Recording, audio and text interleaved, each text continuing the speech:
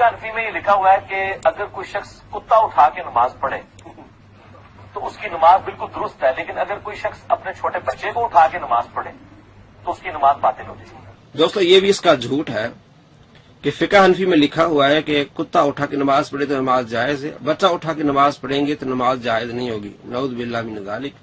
फुक़ाहा और मुहद्दिसीन अहादीस को सामने रख के उससे मसाइल अखज़ करते हैं। मसलन बुखारी शरीफ में हदीस है 516, आप सल्लल्लाहु तआला अलैहि वसल्लम ने अपनी नवासी को उठा के नमाज पढ़ी। अब इससे मुहद्दिसीन और फुक़हा मसाइल अखज़ करते हैं कि आप अगर एक हाथ से कोई अमल करते हैं तो आपकी नमाज हो जाएगी।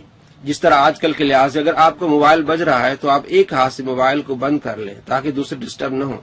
इस तरह फर्जी मसाइल भी बयान करते हैं कि अगर किसी ने कुत्ता उठा लिया या कुछ कुत्ते रखे गए हैं, जैसे बुखारी मुस्लिम में अहादीस है, आप सल्लल्लाहु तआला अलैहि वसल्लम ने जानवरों की हिफाजत के लिए कुत्ते रखने की इजाजत दी है।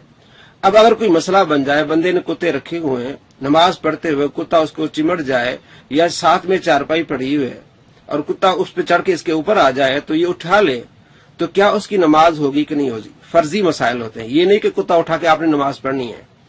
और अहादीस में बुखारी मुस्लिम में अहादीस है कि आप सल्लल्लाहु तआला अलैहि वसल्लम ने गधे पर नमाज पढ़ी है। इसका मतलब ये नहीं कि आप गधे पर खड़े होकर नमाज पढ़ें, ये जवाज है। तो इसी तरह फर्जी मसाइल बयान करते फुक़हा कि अगर ऐसा मसला हो तो क्या आपकी नमाज होगी कि नहीं होगी? तो फरमाते हैं कि अगर उसका मुंह बंधा हुआ है, चूंकि वो जानवर जिसका गोश्त नापाक है उसका लुआब भी क्या होगा? नापाक होगा। कुत्ते का गोश्त नापाक है, हराम है, तो अब उसका लुआब होगा नापाक। तो इस लिहाज से कुत्ता उठा के अगर उठा ले बंदा और उसका लुआब लग जाए तो कपड़ा नापाक हो जाएगा। अगर कुत्ते का मुंह बंधा हुआ है तो बाज़ औक़ात कुत्ते का मुंह बांध लेते हैं ताकि किसी को जो है वो काट न ले। तो उस वजह से कहते हैं कि अगर ऐसा मसला हो तो नमाज हो जाएगी। ये फर्जी मसाइल बयान करते हैं कि अगर ऐसा हो जाए तो नमाज हो जाएगी। और आगे लिखते हैं कि आप सल्लल्लाहु तआला अलैहि वसल्लम ने अपनी नवासी को उठाया, आप सल्लल्लाहु तआला अलैहि वसल्लम ने करके दिखाया, जायज है। इसने कहा कि फिक़्ह हनफी में लिखा हुआ है कि बच्चा उठा के नमाज पढ़ना नाजायज है। नऊज़ बिल्लाह मिन ज़ालिक। देखिए नेमतुल बारी जिल्द नंबर 2 सफ़ा नंबर है 342, अल्लामा कासानी के हवाले से लिखा है। बदाए सना जिल्द नंबर 2 सफ़ा नंबर 146, दारुल कुतुब अल इल्मिया बेरूत से किताब छपी है 1418 में।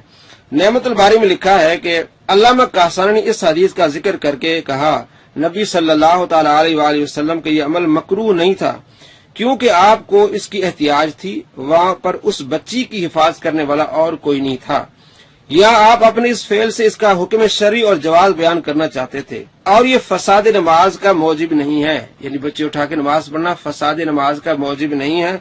इस तरह हमारे जमाने में भी हम में से किसी के लिए अमल मकरूह नहीं है, मकरूह नहीं है, नमाज हो जाएगी।